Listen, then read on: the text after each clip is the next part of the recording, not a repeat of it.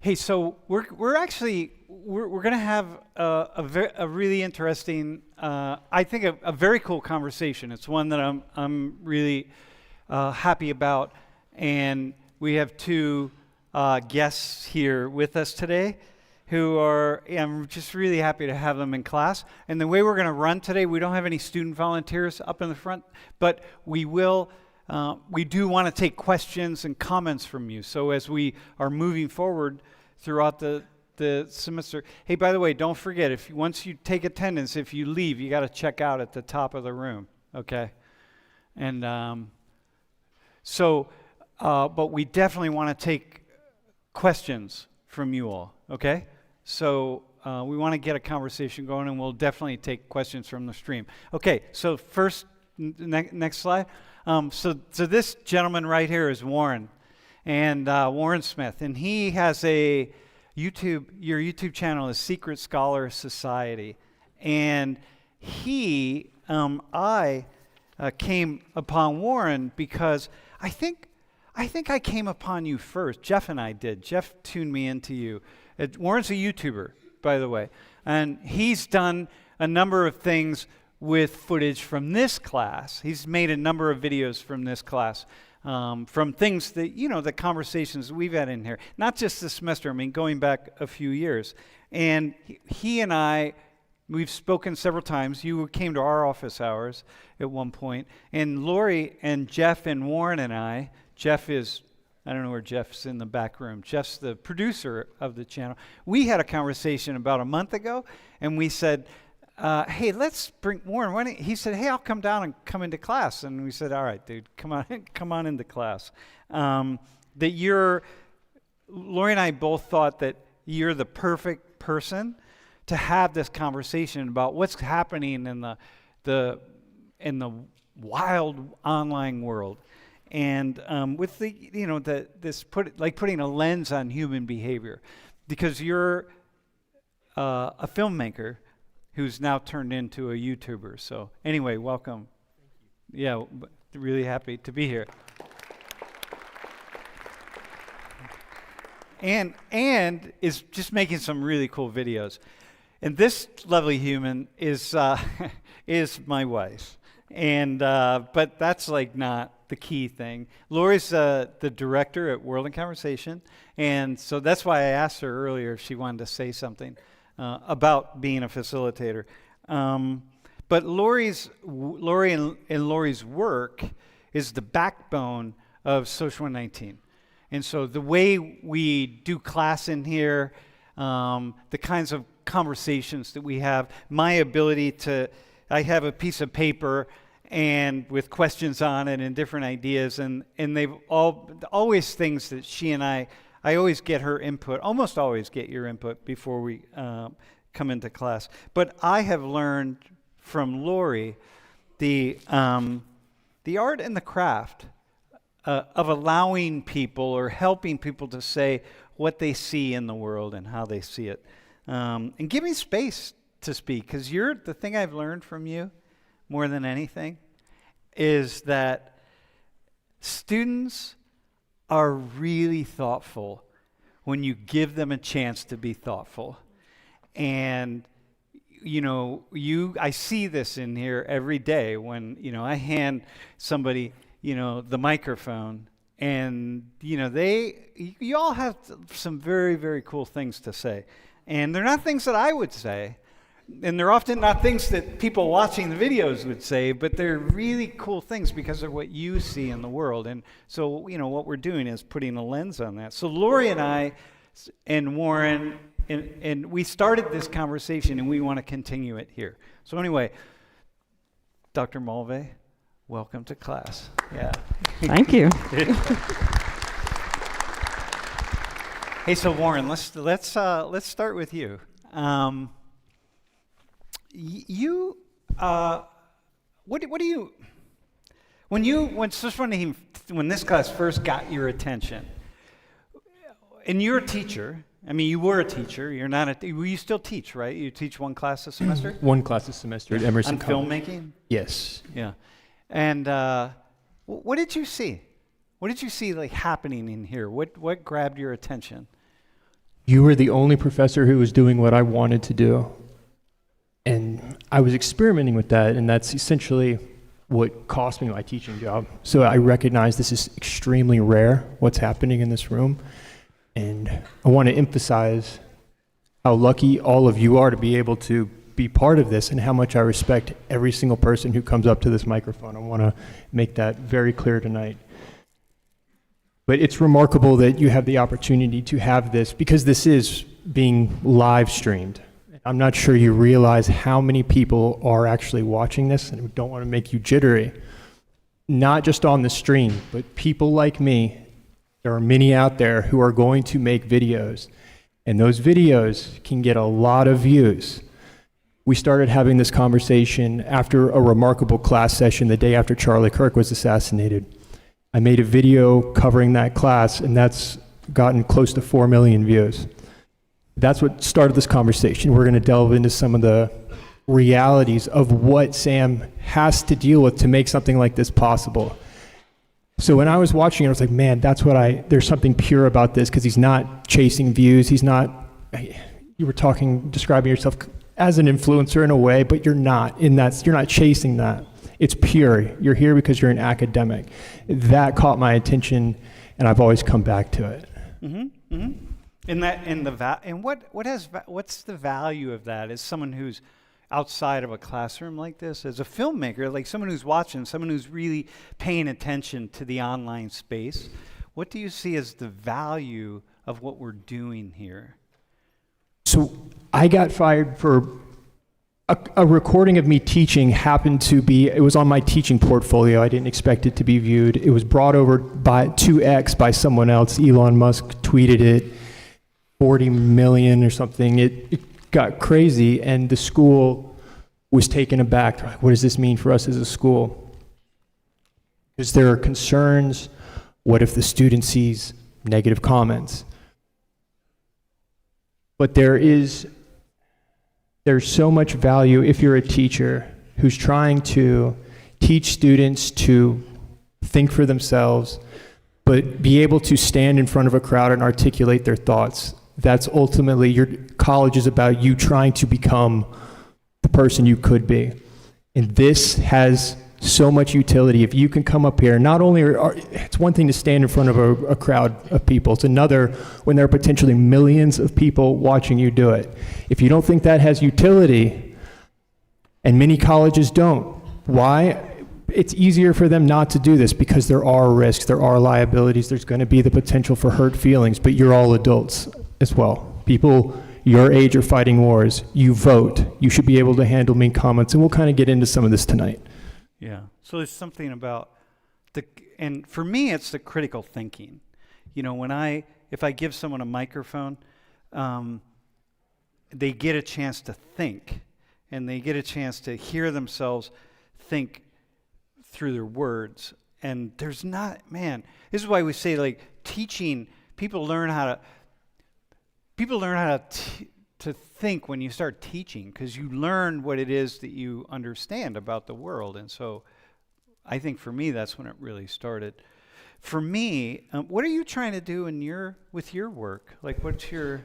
Yeah, so I lost the ability when I really miss it. So that's why I'm really excited to be here with students. There's something, you just can't replace it. I've been fortunate to find a format that works for me, where I get to examine interactions where I think there's interesting dynamics. I'm always drawn, though, to the ones where there's students. It's most interesting to me to be hearing you all express your thoughts, even if maybe you haven't thought it through all the way. Maybe you're being challenged. It can be messy. But there's a reason. That video I was just describing the day after Charlie Kirk, that's the highest viewed video I've ever made, and there's a reason people are tuning into that. People want to see that. Say it more specifically again. Like, what is it about listening to students that's so intriguing?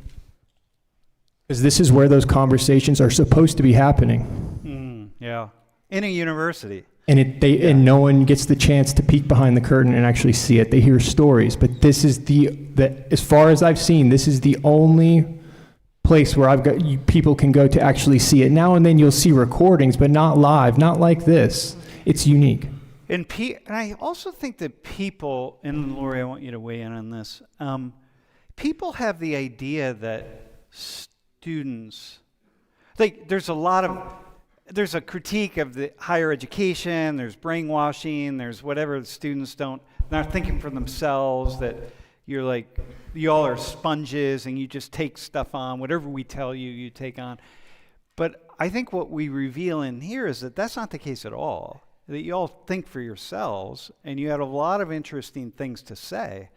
And so people get a window into that, and I think it's really uplifting for a lot of folks on the left and on the right to see that, wow, young people, I get emails all the time, by the way, where people say, wow, I watch your students talking, and I have renewed hope for the country. I have renewed hope for young people. But that's also because what you're doing is rare. Because you were presenting, the last class I was examining, you're not imposing your opinion. You're presenting, here's the two sides of the argument, and then you navigate that and you make that the experiment. Because this is a sociology class, there's something, that's the specific goal of it, is your objectivity. But there are classrooms where that's not the case, and it is being interjected. It's very dependent upon the subject matter. Literature, in graduate school, I remember countless classes, fine art, where you do detect, we can get into this if you want, but postmodern thinking that is prevalent in many places. But you're right that this classroom is unique. Yeah. Laurie, what do you see happening? Or can you talk about how much we have to wrestle with having many different perspectives? How much you and I wrestle with making sure that so many different ideas are aired out in a space like this? Or yeah, there's so much in what you're saying. The first thing that's coming to me is actually to speak to you all as individuals, if that's possible, which it isn't. But when we're talking about students, you could kind of think that we're not talking about any of you, but any of you personally, right? And I'm trying to look at as many of you as I can in this moment. But the only reason that Sam and I, and I'm guessing now, I'm learning about you, Warren, do what we do is because of the individual eyes that we look into and the thoughts and the souls that reveal themselves when we're listening to you and to each other, to the point where I know I lose track of who's teaching and who's learning, because when we're humans and we're adults and we're talking to each other, we have experiences that we bring to the table that have the ability to catalyze learning in each other.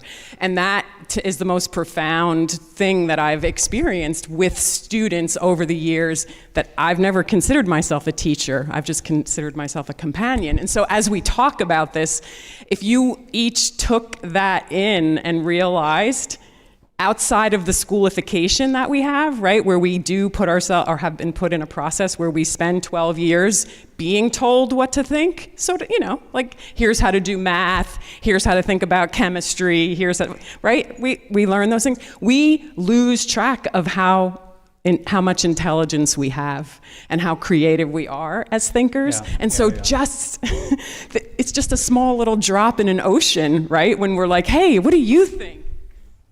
You know what I mean? It's really, you are the universe, each of you. And so I don't know what else to say, except that we learn from each other when we're willing to say what we think. And if we all did say what we thought and explored what we thought with each other, we wouldn't have to worry about are we making sure all the perspectives are present, because they are present and they would be voiced. Or being offended or something like that. Or we wouldn't be attacking other people, whether it's online or face-to-face. We'd want to hear from them. Well, we would know that each person who isn't us holds the medicine that we need, right? The part of the truth that we don't have, because each of us has our own position in relationship to this big thing that's called what is true, right? And we would know that we can't really survive well without each other, without hearing that information. I like that. By the way, Laurie's Laurie's entire,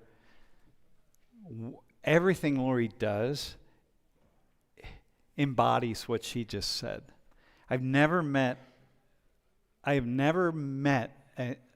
a human being who is so fascinated by ideas that you would imagine she would disagree with, right? There's nothing almost nothing you agree. You were just so hungry to engage people. So Laurie is in the Guinness Book of World Records for something. I am? Yeah, you are. You know who the Jehovah's Witnesses are, right? They go knocking door to door. We had a Jehovah's Witness couple, they walked past our house. They didn't come to our door. You know, the people that knock on the door and they tell you, I want to teach you about Jesus and do you have time to talk, etc.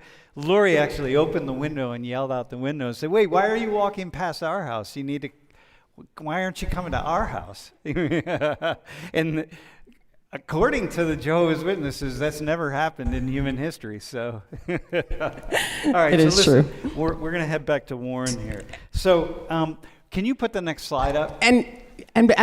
Oh yeah, go ahead, This do is that. good. So, the percent of U.S. adults who regularly get their news from news influencers, right, which really does include us in a way. I mean, I don't see this is a classroom, but it also is, I don't see myself as an influencer, but really I recognize it at some level it is from social media. And so if you look at you all, 18 to 29, it says 37%. But if we were just to look at the age, the people who are in this classroom, it's probably more like 40 to 45% of you get most of your news or regularly get your news from online sources and other people who are not professional news broadcasters, writers, journalists, whatever, who've not been trained to try to figure out how to get a little bit maybe closer to objectivity or whatever that might be. But you're getting it online. So here we are, man. So my question for you is, what's positive and negative about this?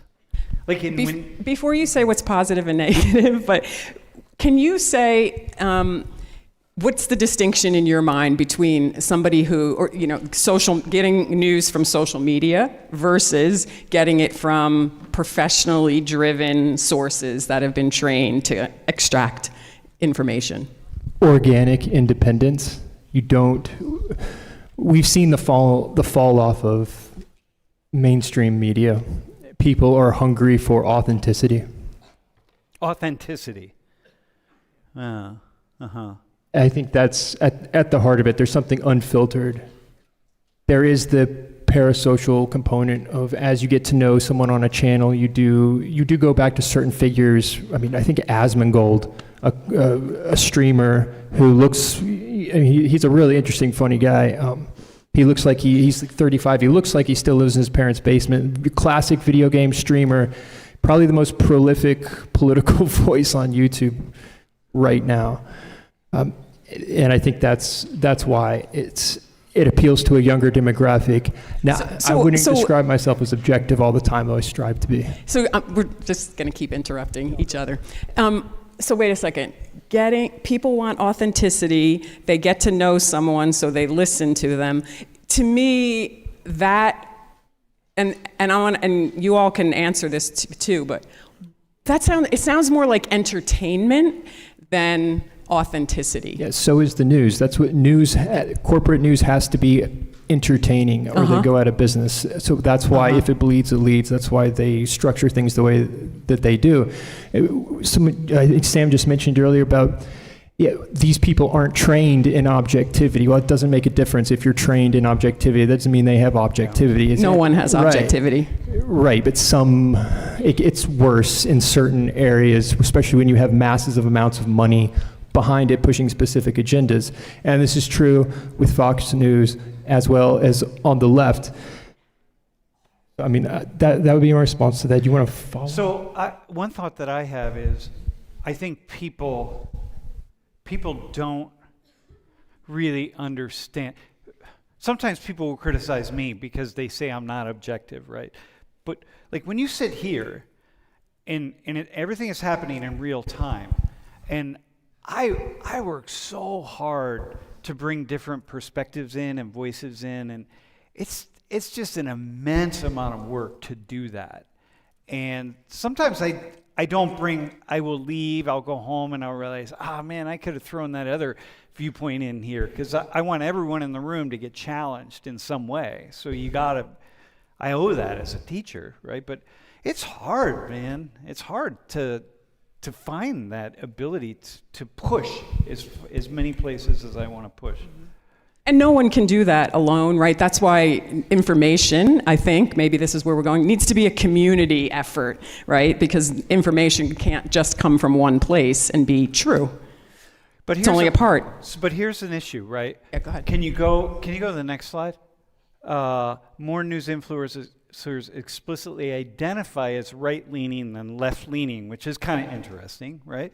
But the idea is, but if you're online, okay, so I'm not big on the corporate news, but the problem is people sort of, they land on some kind of ideology. Like, I think this is what I think is really important. Like, you go off to college and you sort of, who's your friend group, right? And then you sort of start to think like your friend group. Well, it already starts in high school and so on. But I land somewhere, and then I'm going to follow people who I think are smart.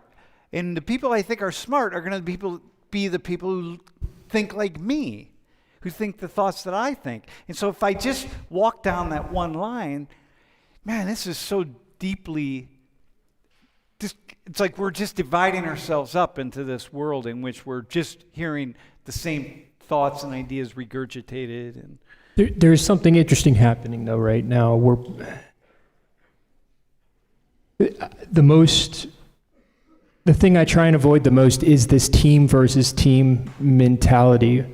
So what is important to me most is my autonomy. I do not want to be a political player or have to be dependent on financiers. Yeah. I'm not trying to accomplish political goals. I'm not even that interested in the political aspect. I'm more interested in the dynamics of the moves being made and how people are thinking and wielding logic and the techniques being implemented in these conflicts, these verbal conflicts in a way, which echoes to all aspects of your life, whether it's business, negotiations, anything. But we're seeing an interesting shift where that is starting to break down, and people are starting to say more and more, this is less about left. I know it sounds crazy in the wake of Charlie Kirk, but this is less about left and right, and it's more about something else, because we have this distrust in government that's at record highs. Yeah. And I think it goes back to that authenticity component. So now you have this whole kind of what's being described as the civil war on the right around this topic, where they're saying, no, we need to toe this line and police the political boundaries so we can accomplish these specific goals. And then there's people that are disagreeing with that in different ways that we could get into, but it's just something that's been interesting in only the last few weeks. Mm-hmm. Mm-hmm. Do you have anything you want to add to what I just said, and then we're gonna which part that you just said? Of this, yeah. No, I think we should get into the landscape of the online space that you can help us really start to look at. And I saw someone with their hand. You're guiding this, but good. I want you all to, because I've made videos covering some of you. So if I have misrepresented anything or you disagree with anything I say, please feel free to challenge me. Yeah. So, well, let's talk about misinformation and disinformation, right? How do you had a... No, go ahead. Where do you... Wait, hang on. Do you have a comment, bro? Question? Sorry, yeah. You said that you value autonomy in your thought, but all you really do in your videos, which you post nearly every day, is react to Joe Rogan podcasts, which doesn't really sound like individual thought to me. So can you comment on that? That's a challenge. Yeah, no. If we were to look at it now and then, I will cover a Joe Rogan interaction. I think the last one was Joe Rogan and Elon Musk. It might be, if we were to actually go through the numbers, it's probably more accurate, like maybe twice a month. If there were more interesting exchanges, I would definitely delve into it. I don't know what I'm going to cover tomorrow. There's interesting moves being made here. It might be on Joe Rogan, it might not be. But what was the second part of that? You said, so I don't have full autonomy because I'm covering Joe Rogan too much? Well, you create your own content, but you don't really give your own like thought, at least from what I've seen. I mean, granted, I only watched like a few minutes out of each of your videos while I've been sitting here, but I have gone through like, a year or so through the videos, and I've seen like the titles of them. You don't necessarily like give your own thought. You don't really, comment on anything that's, of substance that other people haven't mentioned themselves. So I don't. That's fair. That's I don't fair. really That's- consider you an influencer, but really a commentator. I would He like to wouldn't not think of consider myself himself- as an he influencer wouldn't either. call himself an influencer either. No, but if you look at, because I try, and when I'm watching these dynamics, I'm trying to identify the moves. Can I just ask you to back up because can you just say what you're doing? Because not everyone would know. What are you trying to do? I'm making it up as I go. Oh, okay. Yeah, if I see something interesting, I'm like, oh, this is the move here. I see a logical flaw here. This is why, at some points, this is where I think that logic is wrong. So the last video, for example, which was of this class, it was talking about the flaws of equity specifically. Mm-hmm. And I don't think Sam interjected those arguments. If you watch that video, the argument being made are the points where I disagree with equity. So you're saying, can I just further clarification? So you're saying anything you could possibly see in the online space, you would say something could stimulate a thought? Yeah, It two could be videos anything. ago was a magician claiming to be able to read people's body language and deduce a PIN number. You're right, he did appear on Joe Rogan a few months ago, but that video, it doesn't matter if Joe's in it or not, but it could be a magician. It's thinking critically. Yeah, I use the tag, the art of thinking critically, right? Well, it's thinking for yourself. I think that one of the things that this semester, for example, I decided that I was going to do more I was actually going to do more commentary. In fact, what I was planning to do was on Tuesdays, I would put some students over here on a table, like sit at a table, and then I would talk about things and have them interject with questions once in a while, but I was actually going to do lots more commentary. And then on Thursdays, I would do the classic thing where, have 3 students sit up in the front and ask them questions, But I never did that because I can't, in this space, I just don't do the commentary. I do it during my office hours on Wednesday afternoons, but I don't do it here. And so one of the things I like about your videos is you drill down into following the logic of people's arguments, which for me is something I would like to do, but I don't have time to do it. And I'm not going to do it in this space because I'm not going to do that with students. I'm not going to break down people's arguments. So That's also, thank you for that. Thank you. So please more of that, because that's going to get into where we were I trying was just to about go. to go there. Right. Go ahead. I was just about to, because you're commenting and doing what we mostly don't do when we're in face-to-face places, but we do in these online spaces where we comment directly on what we like and don't like about what people say and do, right? So that's unusual and rare for someone to do it just in voice. And so It's great. No, yeah. it shouldn't be rare. I mean, I'm used to it because I am on these. So to me, that's not rare. So we want to talk about this whole phenomenon of commenting and what does that mean and what does it produce and what should it produce? And so do you want to just kick anything off from that? Should what produce? The commenting, this reaction to content, to people, to behavior. Yeah, that for me is feedback. People say don't read the comments, but I do think it has a lot of utility, honestly. And so, yeah, I've seen that comment will pop up, and there's parts of me that's like... Wait, hang on though. But bro, you said, I just scrolled through a few of your videos right now. right? Which is awesome. Yeah, but This is that's like- what, in like 5 minutes. In 5 minutes, you already made a comment by just scrolling through some videos right now. And I'm like, yo, dog, man. You can't make a comment after that. Why not? But you did, which is good. That's fine. But that comment is like the comment that we leave online to some video. Like people will watch 30 seconds of one of my videos, and then they make a comment about it. I'm like, dude, that was 30 seconds. And man. so, and this is getting into not only the conversation we were having, but, and this isn't just about you, so sorry. Yeah, dude. Yeah, no, But, it's fine. but no. what No, is, this guy, he can handle it. He's good. but what is the, one of the things that we want to just be thinking about is what is the difference between social behavior in person and social behavior online? And what does that mean? And what is that doing to us now as humans, that we have this place where we're so direct and so willing to say things that we would say don't even read people's comments, but yet in person, it's so rare that somebody says something directly to someone, or else it's a fight. Maybe that's part of the reason. It's not. I really don't think it's a fight. Honestly, it shouldn't. It doesn't. Right. It doesn't bother me because honestly, you're going to detect that pattern where most of the time it is someone who's just, no offense, but has watched a minute and making an observation, and that's. So you're not going to take that personal, and it's fine. It's not going to. We're all adults. This does tie into how our conversation began. So after Charlie Kirk made that video, and I shared my thoughts on there, and I don't want to blur. The student came up to me right before class and said, like, I gained a lot from those comments. Like I don't. That's her mind might have changed. I don't want to put her on the spot, but she was like, "That. Thank you for."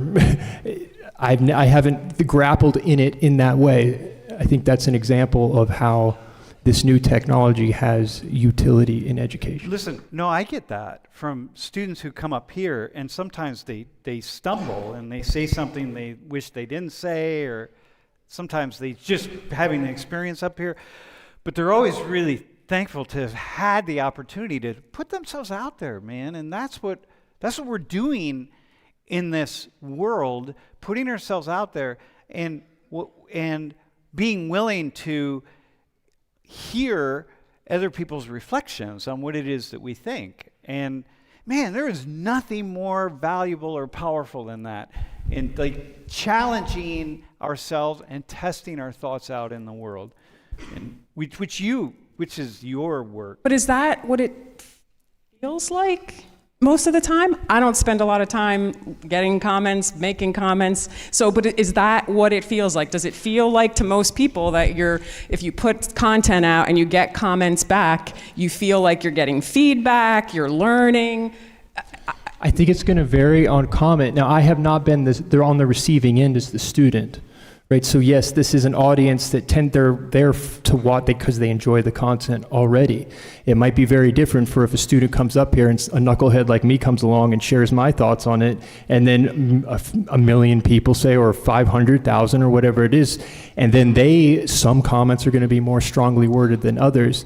The question is am I doing something wrong by making that video, which was a real question I had to ask myself in the wake of that video, because there was concern of don't throw be careful not to throw a student under the bus. And what we're doing here is very important. And don't jeopardize that. And I'm just thinking, I have to ask myself, am I doing something that could cause this to be shut down? Because if one day, and I told Sam this, if one day someone does come along like they did with me and to shut this down, it will be over hurt feelings from comments. Probably not even anything they can point to. They probably won't even have an example. It will be the potential of what a student might see. And I think that's nonsense. I think you can handle it. It's going to make you stronger in the long run. Yeah, I don't think that's what I don't think that's what would be a problem. Hey, wait, there's some other questions or comments? Yeah. I don't.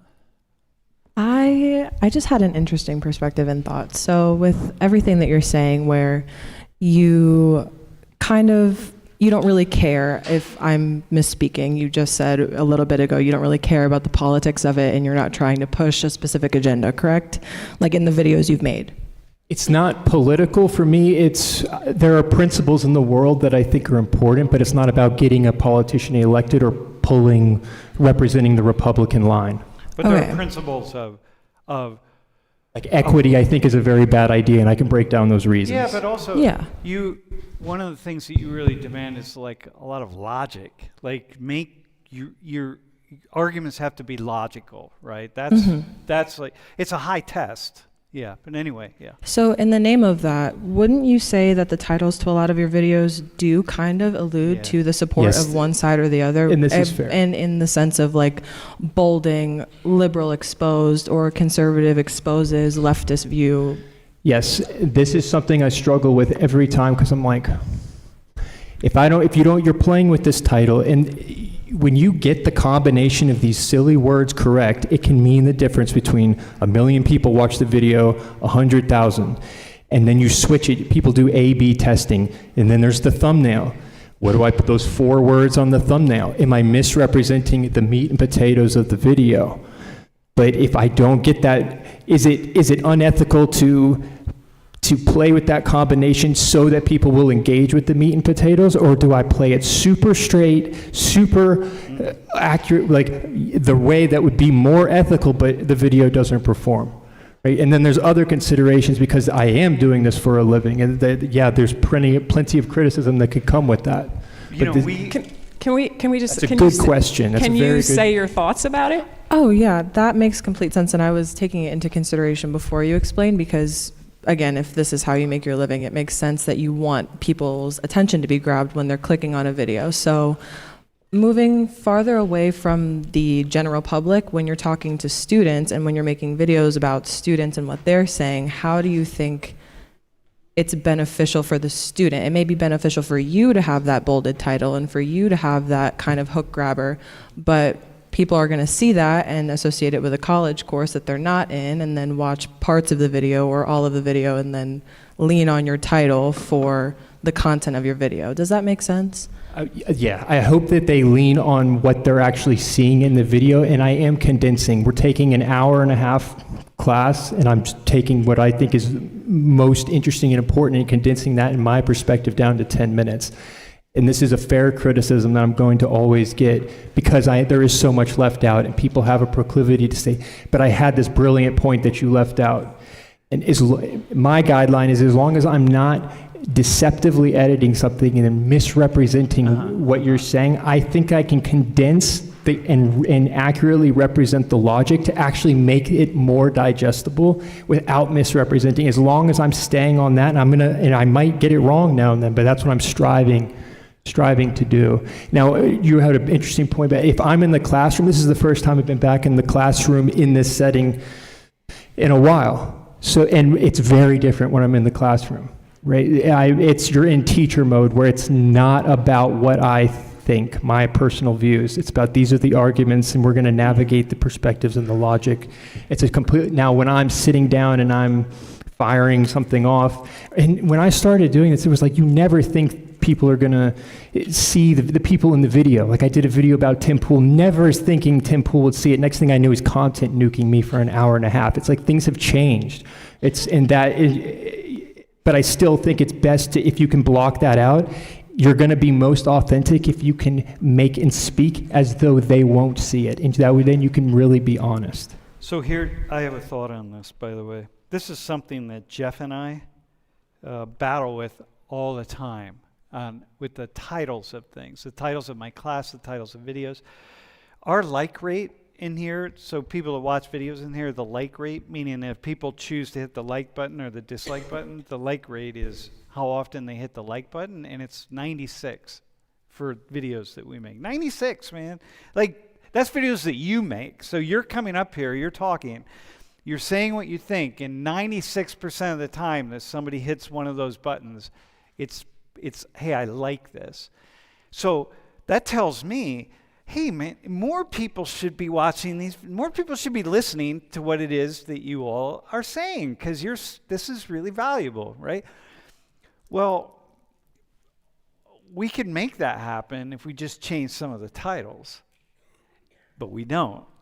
But I want to. I always want to not always, but I so often want to just shift the title a little bit to make it sound a certain way. And then people watch the video and it's a cool conversation and it's all good. But I struggle with it, man. And so I don't do that. And not saying that everyone should not do that, but it's just it's a real, man, yeah. There's a couple issues in there that we want to talk about, but I also want to make sure if there's comments and questions that they're coming from students. So do we want to? I want to hear from people, but I also want to go. No, I do. So if you have a comment or a question, that's good. But I want to go back to this. Is there one here? Is that okay? Go ahead, bro. Yeah, I was just wondering, like, I don't, no offense, I've never absorbed any of your content, so I'm not going to, like, ask you specifically about that. But you seem to touch on, like, the realm of, like, online discussion and the disinformation that comes with all of that, and the fact that the intertwining it with anonymity makes it seem that, like, we can have such broad perspectives with no consequences. You touched on consequences. Do you think there truly is space within an online space to have a free and fair discussion that, like, you can bring up, like, these true facts, like, and not have opinions rise above that? Because growing up, I saw so many like of these divisive videos that were, like, specifically to, like, incite me to think a certain way. But when I sat down with people who thought broadly different things across that I was friends with, they may have had these opinions, but it wasn't like, I'm trying to prove you wrong. I'm trying to, like, incite this anger within you. I'm just a human being. And so I've gotten a lot more from in-person conversations than anything I've got, like, online. So is there space for that? Yeah, I think. By the way, that's an awesome question. Yeah, thanks for that. That's where I started trying to go. It is challenging. Nothing will replace what we're doing right now, but we're also on YouTube right now. There is a space to do it.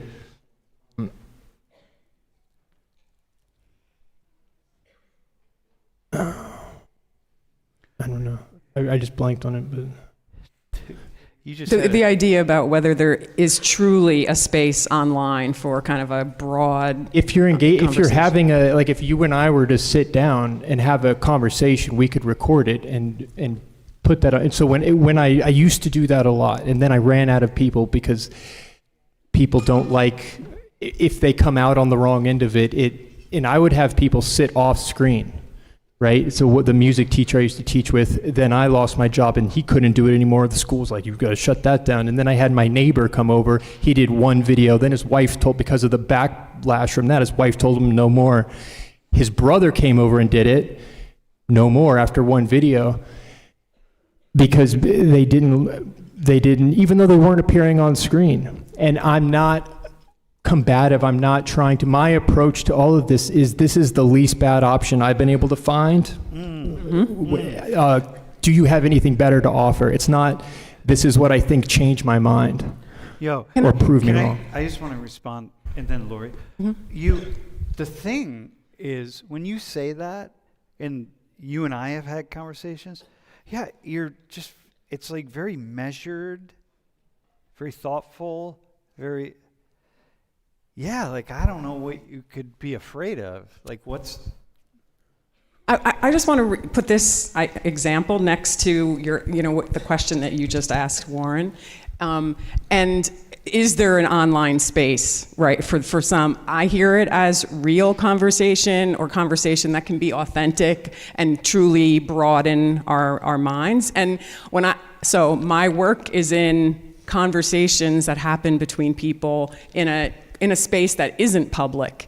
And there's something really specific about what happens when those conversations become public, because most of you have been part of World in Conversation dialogues, right? And you're in a room with people, and that's where the conversation happens. And because it's private, you can explore things that you absolutely cannot explore in public. And why is that? Because I've done conversations in a small group with an audience, and what happens when there's an audience is that audience influences what's happening with the people in that conversation. And so they change what they think in ways that are like, ooh, I don't want to be judged. Meaning because people clap, they boo, they hiss, they do whatever. And it changes, and I think it negatively impacts what's possible between people when we actually sink into something together. And even though I might so deeply not only disagree with you, but feel offended by who you are, sorry, I'm pointing you out. When we have the opportunity to explore that in a private space, it has the potential to change what I just described. And I'm not sure that that is possible in a public space. So that's... Maybe not. If it was up to me, I would be doing this every video, but I don't have access to it all the time. And especially now after Charlie Kirk, it is getting more difficult for people to do this. Mm-hmm. Well, I think that, what's happening here in a public space, right? I mean, with students come up, they talk. Yeah, I'm talking... Yeah, say it, and then I'll say better what I mean. This isn't what you mean, but I'm just thinking now, like, But in a way, that's what's happening here, and people are watching, and you're sort of having the opportunity. One thing that happens here in class is that people are imagining what they would say if they were up here, right? So you have the chance to have a conversation with yourselves. Like, wait, if Sam asked me that question, here's how I would respond, and then. So people do that, but it's not, but there's not that transformation directly. Well, I think that, again, goes back to your question, that there's so much that's happened online between people meeting each other and broadening their perspectives because they got to talk to someone on the other side of the world or the other side of a state that they'd never ever be able to talk to, right? And they're like, oh, I didn't know that you thought this, or you were about that, or you think this like I think that, whatever it is, that is so broadening for sure. I think I'm just putting also in that there's a place, and there has to be a place for some things that are not public, because being public changes what's possible. It also makes things possible. Yeah, so the one real problematic thing is when people just yell at each other online. But if they get past the initial conflict and they start talking, I've seen some really quite fascinating conversations between people, including people who are commenting on things here, which is the education process of what we're doing. Sometimes people will still shut down the conversation, even no matter how calm you are, and that's usually when they have not been challenged on it before. They don't have the logic to back it up, but it's very easily recognizable. Yeah. We see that in the chats on different things. I see it when I'm doing office. Especially in person, especially. Yeah. Well, in person, though, Laurie, what you would say is people just will be quiet.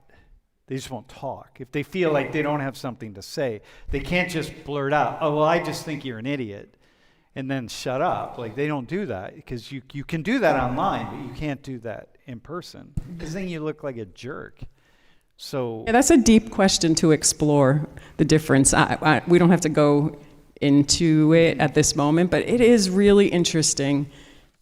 I'm sure there's people that are studying it. I certainly have not. But like, what is the difference between, I don't know. I don't know if it's a personality profile or it's just the anonymous realm of online spaces. There's another comment, right? Yeah, and one of the reasons I think it's good to have this conversation, because you all are in these spaces.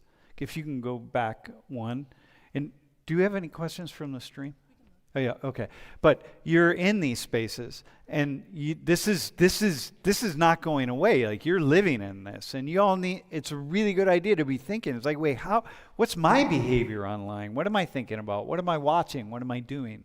Who am I in these spaces? Because that's where you're spending a lot of time. Not And only that, you all are the generation that's going to take the next step in how do we manage our online life and our online spaces, right? What do we think about regulations, limitations, no regulations, no limitations, monetization? You all are going to be definitely part of making those decisions, or some of you will. So it's a fascinating realm. So wait, I know there's, Sam. Yeah. I know there's questions go or ahead. comments. Yeah. Hey, my name's Dennis. I've talked a few times, and up there, I know that you responded to one of the videos that I was a part of, and some people were like saying that you aren't really an influencer, and I wouldn't say so because I've watched that video, and you're more just commenting on the fact of what we say.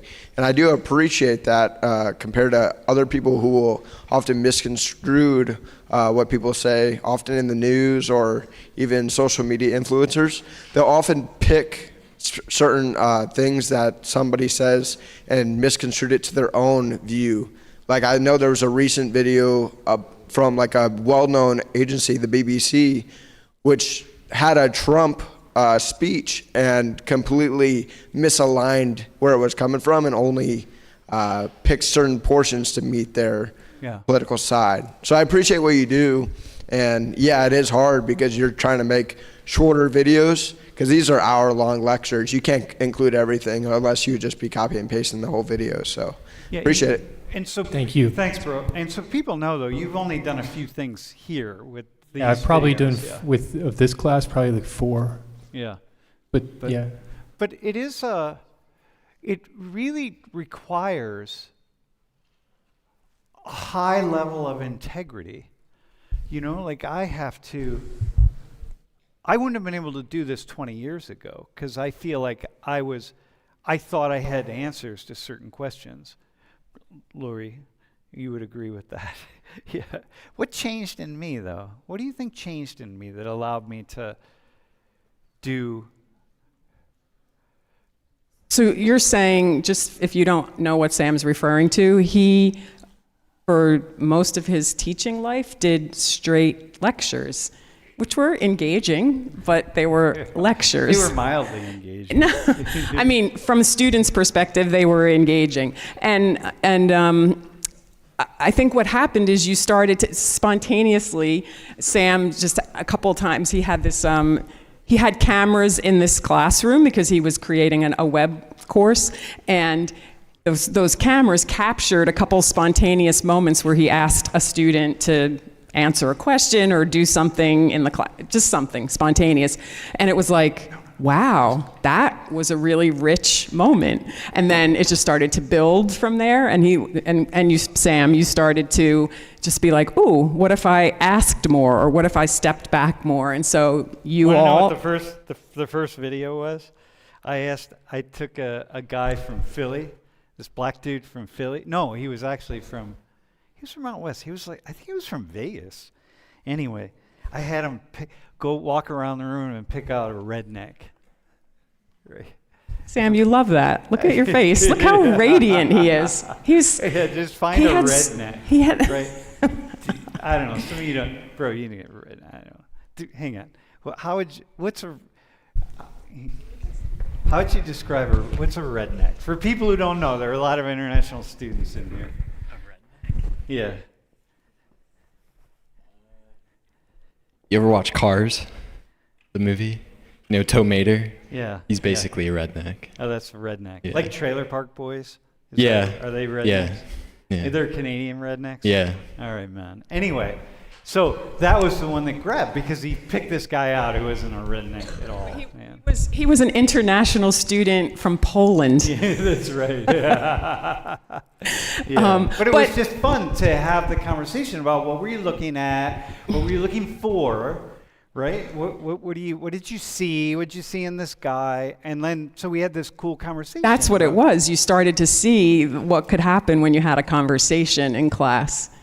Yeah, and that was the very first time that. No, I had always done lots of things. We always opened the classroom up with lots of microphones going around the room and stuff. But that was the first time we really engaged at that level. Wait, hang on one second. Is there? Hang on. We have a question from the stream. Has cancel culture and the rise of fake news and AI fakes made it worse to make sound, factual content believable? Great. We wanted to hit all of those things. Yeah. What would you say, Laurie? Well, I would say let's first hear from Warren, who's facing that every day. I haven't noticed any difference, honestly. I know there's concern around AI, but no, it hasn't affected my workflow. What's fake news to you? Like I mean, fake news could be different things, but what is it to you? To me, when I hear that term, it is, someone brought up the good example of the recent BBC case where they're being sued for. And the two top people at BBC just resigned. Yeah, that would be fake news, in my opinion, more so than AI is like another level of fake that's a whole nother category. But wait, but just say it directly. What is fake news? Where you have a corporation pushing or for a political outcome where they're so biased that they willfully and willingly manipulate something. Yeah, I think which I could do in here. Man, you have every day I could come in and I could just grab certain things and go with it. Like, oh my God. I wonder how, do you have another person who has a question or comment? I actually have a question. Okay. And before you say that, I just wonder, and I don't know if it's a direct question, but how you all think of fake news. Because that's like, is that even a question that you ask yourself? Like, is this fake news? Like, can somebody, maybe you can say too, before you ask your question. Wait, hang on a sec. Hang on, Dave, hang on. Do you have a response to that? What Laurie just asked?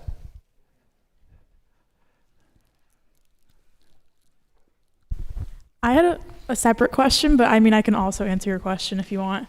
Can you repeat the question? Yeah, just how often do you find yourself saying, is this fake news? Some version of that. Or how you discern what is fake news?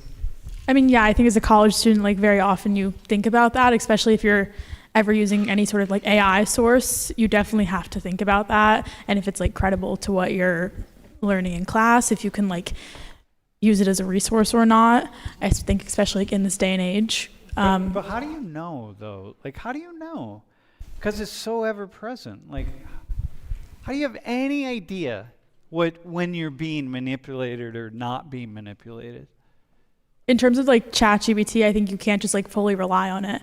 Like, I think if you're going to use it for information, you have to check if it's accurate, because a lot of the time it's not. Yeah. And I also asked my question. Yeah, go ahead. Yeah. I had a question for Warren. I kind of wanted to question like your credibility. Like, why should someone even spend the time watching your videos? Why should someone follow you? Why should somebody want to hear your opinion on like videos that you review? Oh my God, that is such a good question. And I've never seen your videos personally, but I'm just like learning about you for the first time now, and I'm thinking like, okay, like why should I want to hear your opinion in the first place? Yeah. Yeah, I can't tell you why you should, honestly. Like, I can't answer that. Okay. That's such it's a been a good surprise question. to me. It's a good question. It's one I contemplate every day. Like what? I think about it for myself. Why should I expect first off, any student, hang on one second, you have a response to it. But why should I expect any student to even come into my class, enroll in a class? Well, I feel like you have credibility. Well, so why, though? You have a lot of experience teaching this class, so I feel like that's why people sign up. No, but that's an answer. That's a part of your credibility. So I'm wondering, like, why should someone spend the time watching your videos? Like, what gives you the credibility to even comment on something that doesn't involve yourself? Yeah, I think that's a good thing to really good question. Think out loud, if you could. Why would someone spend the time to watch Tim Pool? What gives Tim Pool credibility? Or I have no idea who that is. Okay, so and I've been thinking about that. And I've realized I think it's mostly perceived value. It's something similar to when we start to pay attention to someone. They're famous because they're famous. I'm not saying but that is a stage of celebrity. It's something that occurs a lot. Well, I feel like anyone that I would watch on the internet and spend my time watching, I have a reason for why I want to hear what they have to say. So I'm just thinking, like, I don't know you at all, I don't know your videos, but why would I want to listen to what you have to say on some random matter? Yeah, but that's subjective, so there's no way that I can give you that answer. Like, you could pick a person, someone you do watch, and you're like, I enjoy this person. Only you can explain why you enjoy that person. All I can do is provide the logical foundation, hopefully, and if I can make the dynamics clear enough, I hope that makes it digestible and enjoyable. And if people watch it, they watch. So you don't know why people watch you? Can I ask you? No, I don't. Can I ask you a question? This is coming from just a few minutes that we were talking in the back, or no, when we were driving here, and I was seeing, as you were describing how you do your work and your how you studied, that you're an artist, but you may not see yourself that way. Gotcha. Yeah, we were talking but about when that. you're responding right now, you sound like an artist who's like, I don't know what it means. You tell me what it means. I just made it. Right. I just threw this paint on the wall here. Right? You're asking a totally fair question. Like, give me a reason to watch it, and you're like, I don't know what it is. I got you. Well, Yeah, no, I got it. So- but I actually have it. Wait, Think but Sam, about- can I just first? Yeah, go ahead. I just want to hear his answer first. Role I didn't want to I say, know but I think a part of it is because my background in editing and filmmaking, and that's one component that maybe I can bring to the table that other content creators don't care enough or don't like to do. Take that additional editing step, where that, for me, that's really where it comes together, and I'm able to filter out the filler and almost find the logic and play with it in a way that allows me to present it in a way that if you were just to play that clip from Tim Pool or whatever, it's different than that. So maybe that makes it more interesting for people. Well, then what I was going to say is, think about the first person who you say, the people who you follow, you watch. Well, you started with somebody because you encountered them, and then you're like, okay, now you suddenly start to watch that person. Well, that's how people end up watching Warren or watching this class. Yep. Make a career out of, I don't know why people watch me, but I just get views, and knowing that you're not an influencer, one day that could just stop and you won't be making any sort of income anymore. How do you make a career out of such uncertainty? You're right. Yeah, you voluntarily enter the unknown. It is uncertain, but when you're in that uncertainty, that's where the rewards are going to exist, as opposed to where I went in every day as a teacher. It's very comforting when they tell you this is exactly what you need to do. This is what time you go home. That's all you got to worry about. And you're going to get a paycheck, but there's not that potential upside that you're going to get when you are in the unknown, where I don't know what I'm going to be doing tomorrow.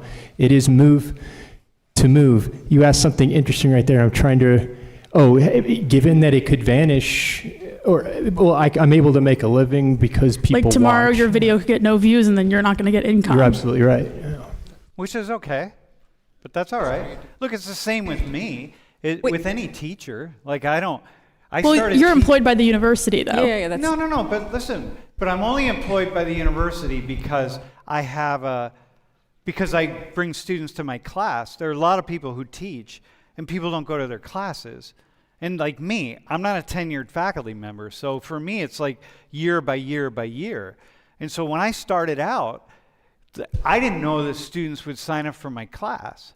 And then they did, but all along the way, I'm wondering, wait, are they going to continue to sign up? Are they not going to sign up? So it's similar it's a very similar way. So wait, is there another comment? Someone who hasn't spoken yet? Dude, can you...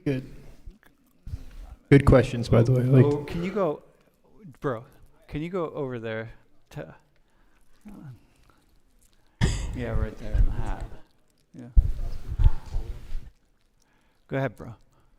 I just wanted to follow up on her kinda and give a reason, because you said you don't know why people watch you, and I will say after the Charlie Kirk video, I did start watching you more, and I just wanted to give a little representation on why people do follow your content. And I believe a lot of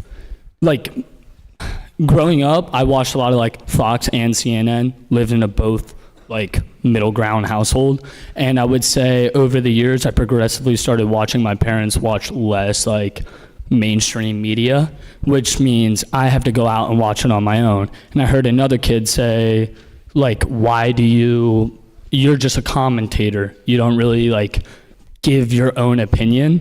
And I just want to say I watch you because I believe that you fairly represent kind of like both sides. Not really like you're right-leaning, but you can give the perspective of what a person's trying to give in digestible clips, which works out for the viewer. And then even if I don't agree with your statement, I'm able to weigh the two and then see which way I kind of go about it. So like, if I'm watching you and you say something conservative, but I agreed more with the person in this class that said something very liberal leaning, I'm going to kind of go with that narrative instead of following yours, but that doesn't mean I can't watch your content. Yeah. I believe giving fair news is like kind of the point of being a political commentator, because a lot of political commentators nowadays are scared to hurt their like funders, like major political party representatives. So that's why your news is a healthy balance and allows us to find like little niche people that give their perspective on modern day media. Yeah, and thanks for that. Yeah, that's very cool. I appreciate that. Thank you. You know, bro, I don't find you to be right-leaning so much as just really good at challenging the left. Like, that's what I was going to comment, because I think about that a lot. And like, so equity, for example, I don't think of myself as conservative or liberal. Now I know that's probably going to bother some people. Like, well, yeah, you are, but like my position on equity happens to, I guess you could call that represents the conservative view on equity. I think equity is a very bad idea. Toxic masculinity, there's different topics we can go down and like, oh, well, that followed, but that landscape will shift, I believe. Wait, do you have a final? I did. I just had one small observation and kind of question for you. So she gave you a really good opportunity, not to pitch per se, but to elaborate on why we should listen to you. So we're currently in a room of, like, I would assume over, give or take, 500 people. So the first answer that you provided being, oh, I don't know how to answer that, or I can't answer that, wouldn't that solidify someone's position to not watch you? Because if I'm listening to someone, especially when they post mainly political content, I would like to hear some defense or some like reasoning for why I should continue to listen to their stances. But if they were to instantly say, oh, I can't answer that question, I think you should defend the living that you're making, or at least the content you're posting. So you think I should, but if I were here to try and sell you to watch my content, then there would be some prerogative for me to do that, but I'm not here to do that. No, completely. Yeah. I actually appreciated your answer, by the way. And Laurie Lynn, Dr. Mulvey, if someone asked me that question, what would be my answer? Why should we watch your class? What would I say? It would be something similar. The same thing. Yeah. I don't know. I think it would hurt the content if I were to think that way. Yeah. I want to genuinely talk about what I'm interested in and why, and break it down how I see it, and not worry about how it lands. That should be what I'm striving for. So if I'm in here telling you this is why you should be, I would be doing the opposite of that. Yeah. Can I ask a question to end it off? Well, Dej, we have 2 minutes. Ask the question, and then we'll answer it afterwards. We initially started off talking about how our generation of people who are slightly younger have started to listen to more influencers and stray away from conventional television of Fox News or the left-leaning or so on and so forth. And then we went on to talk about comments. But most individuals as human beings tend to have a certain bias and have a lot of things happen to them, and a lot of them have anecdotal information that could influence their judgment on a certain particular topic. So when we speak about a single person, you spoke about anonymity, about how you love the fact that you're on YouTube because you have your own voice and you have your own anonymity. Yeah. But don't you think in a certain way that's also a double-edged sword? Because your personal experiences might influence you more than a mass. From a sociological standpoint, it could be counterintuitive. for a lot of people. Nice, cool question. We will answer that afterwards. I want to say, before we put the attendance thing up, Warren, Laurie, thanks for coming to class. Yeah. Thanks, everyone. Thanks for your comments, by the way. Thanks for watching. And